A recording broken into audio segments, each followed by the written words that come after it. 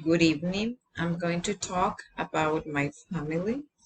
These are my family members. So first, this is my mom. Her name is Doris. She has brown mid-long hair. She has brown eyes and white skin. She's tall. And talking about her personality, she is fearless and sensitive. This was my dad. He was tall. He had brown curly hair. He had brown eyes and white skin. He was tall, he was creative, patient, honest, hardworking, practical, and resourceful. This is my sister. She's tall, she has brown hair and green eyes. She has white skin, and she is a bit grumpy. However, she is outgoing, friendly, and she's also pretty smart.